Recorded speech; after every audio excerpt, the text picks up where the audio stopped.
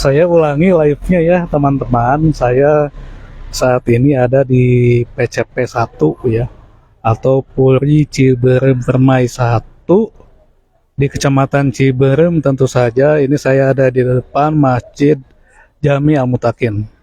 Di depan Masjid Jami Al-Mutakin setelah menunaikan sholat Jumat ya, atau kalau di kegiatan pemerintahan ini ada yang namanya Jumling ya, Jumat Keliling.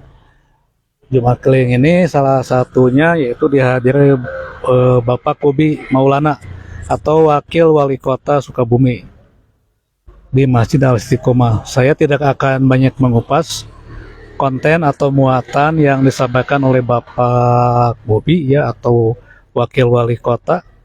Saya akan lebih mengupas masalah-masalah yang ada kaitannya dengan sosiologi ya, perbandingan atau perbedaan metode ataupun pola Jumatan di kota atau di wilayah urban ya, seperti PCP ini kan wilayah urban ya, dengan pola Jumatan di masjid-masjid di kampung.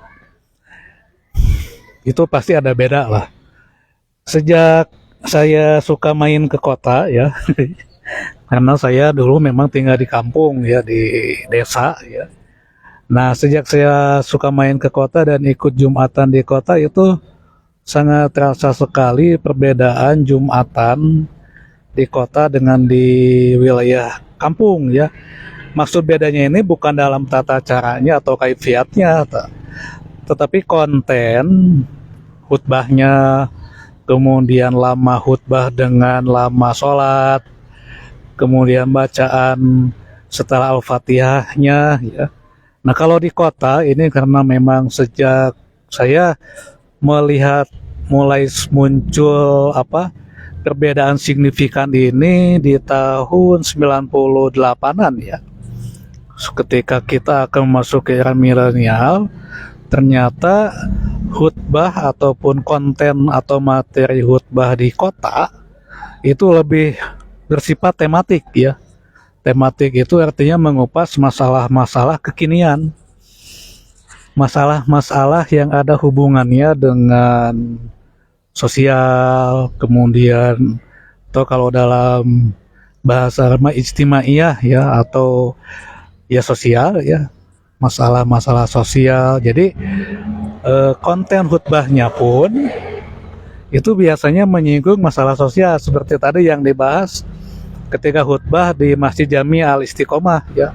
Ini membahas tentang bagaimana suatu kehidupan sosial ini bisa diubah, yaitu bukan dengan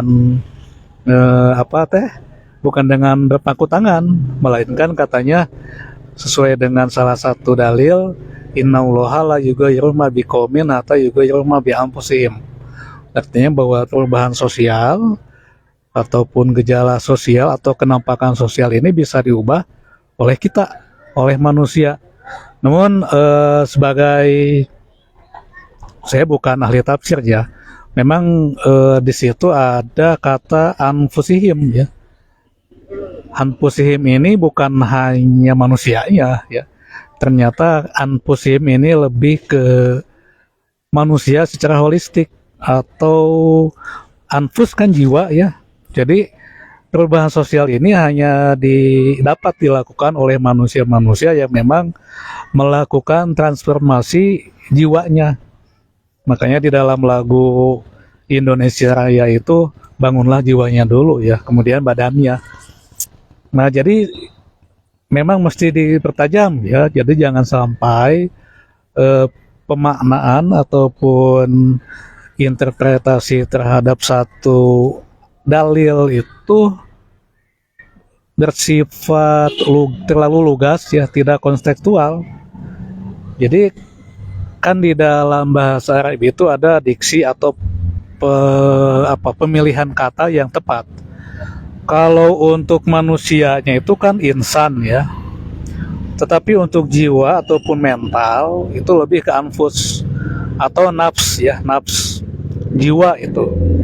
Jadi perubahan sosial ini hanya akan terjadi jika manusia ya, itu betul-betul mengubah mentalitasnya. Selama mentalitasnya mentalitas kaum, mohon maaf ya, mentalitas kaum terjajah, artinya selalu menengadah atau selalu ada di bawah, maka saya yakin perubahan sosial itu masih jauh ya. Nah, kemudian selain tematik ya, lama khutbah Jumat di wilayah kota ini durasinya bisa mencapai 30 menit ya. Jadi lebih apa namanya, akan lebih lama khutbahnya dibandingkan dengan sholat Jumatnya, biasanya begitulah. Tapi kalau di kampung ya, muatan khutbah itu tidak tematik ya, atau tidak terlalu kontemporer. Biasanya khutbah di kampung ini hanya mengupas amalia-amalia yang sifatnya umudiyah, kemudian istimaiyah atau sosialnya itu hanya sekitar pada perbaikan akhlak saja. Perbaikan akhlak, kemudian bagaimana kita membangun hubungan komunikasi ataupun membangun membangun sosialisasi ya dengan sesama manusia. Itu kalau di kampung ya begitu ya. Kemudian lama khutbah dengan lama sholat Jumat pun kalau di kampung mah sama ya, tidak jauh berbeda ya.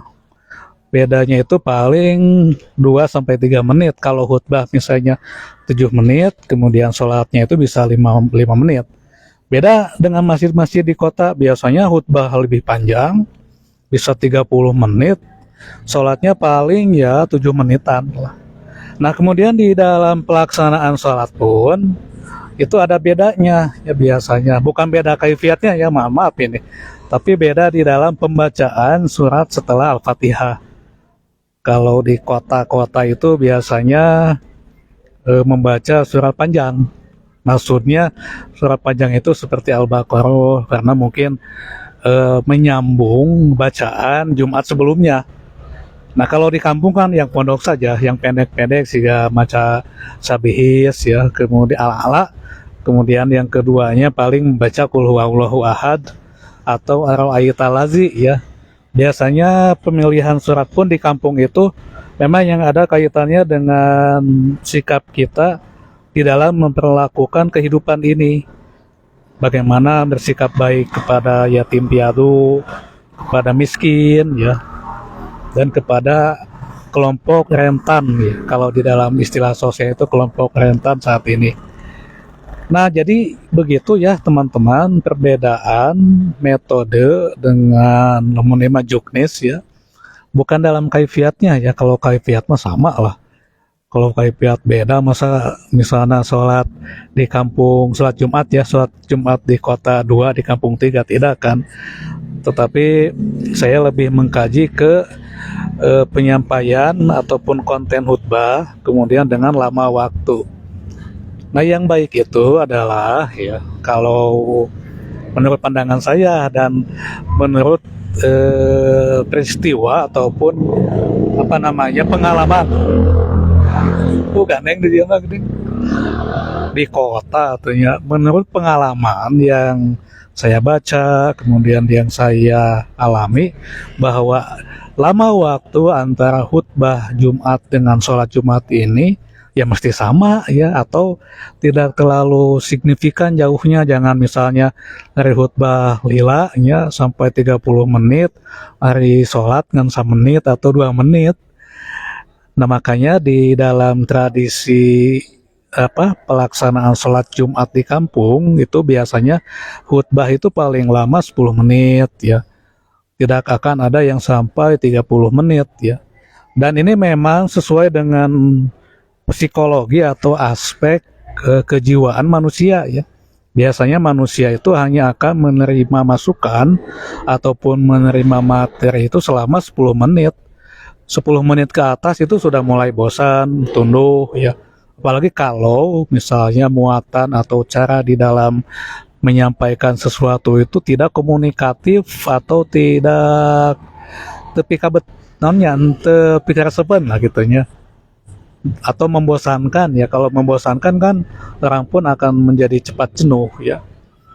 Beda ke, sebab dalam Islam ini ya ada banyak metode di dalam penyampaian, ya, baik melalui tadi khutbah, ya, kemudian ada lagi ceramah. Di samping ceramah juga ada lagi misalnya pengajian mingguan, kan banyak lah macamnya.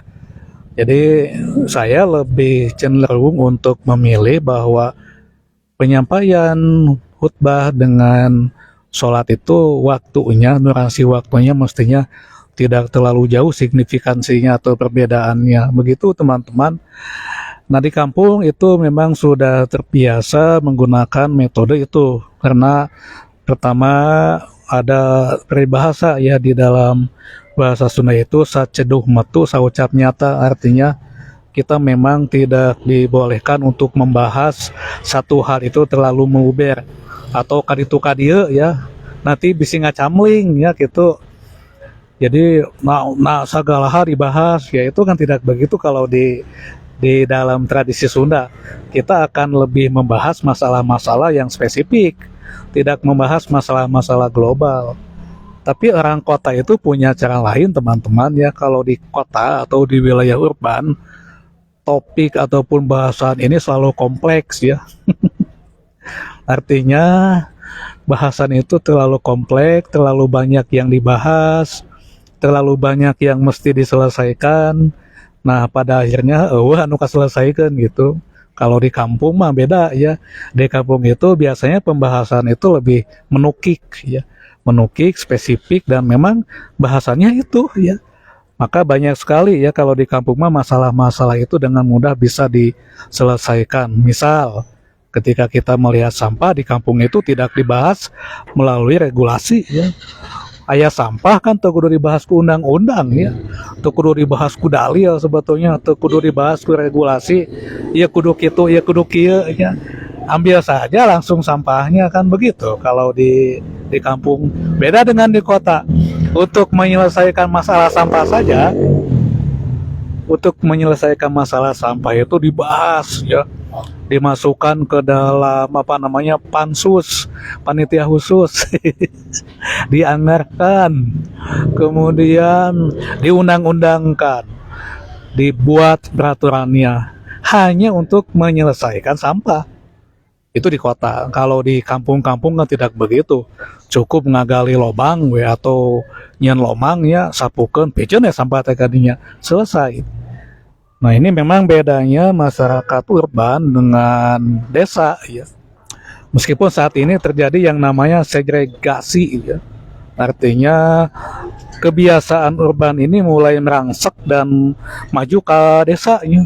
Jadi desa-desa itu yang disebut kekotaan. Pengen disebut sebagai apa, yang memiliki mentalitas kota, pada akhirnya untuk menangani sampah pun dirapatkan ya, kan aneh ya. Saya itu selalu berpikirnya simpel ya, bahwa kita itu untuk menyelesaikan sampah saja kudu rapat. Coba bayangkan ya, untuk membuang sampah kemana saja di wilayah-wilayah kota saat ini kudu rapat. Padahal kan tuh kudu rapatnya untuk menyelesaikan sampah mah. Nah jadi sebetulnya kita memang sedang tidak mengalami kemajuan sebetulnya. Kalau melihat hal ini justru kita kalah dengan tradisi atau kebiasaan yang sudah dicontohkan oleh nenek moyang kita teman-teman ya. Oke, terlalu lama, terlalu banyak, saya pikir cukup sampai di sini. Jadi sekali lagi untuk menangani sampah, kalau di kampung dulu itu tidak terlalu dijuatkan dengan pembuatan aturan undang-undang, kemudian biaya dan lain sebagainya. Cukup gali lomang, piceun sampah teh kadinya. Begitu ya. Jadi tidak terlalu lambat ya. Lain nama di kitanya untuk menangani sampah saja sudah saya katakan tadi, dirapatkeun heula, memanggil berbagai stakeholder, kemudian diundang-undangkan, dikaji, dibuat pansus, panitia khusus penanganan sampah. Ya pada akhirnya karena terlalu lama, terlalu ribet, ya, terlalu muluk-muluk, masyarakat pun pada akhirnya bukannya apatis ya dan skeptis, tapi jadi tidak dikasih contoh kan begitu. kita memang jauh dengan nenek moyang kita, atau nenek moyang lah terlalu jauh. Dengan kakek buyut kita saja kita jauh. Dulu kita tidak pernah mengenal Sukabumi itu banjir ya, karena memang micen sampah teh sudah aya tempatna lomang tadi tukangan imahnya digali piceun kadinya. Meskipun susukan itu banyak ataupun susukan itu tidak terlalu dipadati oleh sampah seperti saat ini atau tidak ditutup ya oleh dak, tapi manusia zaman zaman itu ya seperti yang sudah dicontohkan oleh kakek nenek kita, ente micen sampah teh lung ka susukan ente ya. Ada tempatnya disebut teh jarian kan, atau aya jarian teh tempat micen sampah organik kan, micen kalakai, micen lain sebagainya kajarian. Makanya ayah sebutnya juri jarian ya. Kemudian ente micen sampah teh sakahoyong gitu. Demikian teman-teman, mudah-mudahan apa yang saya sampaikan ini ada manfaatnya. Nuhun.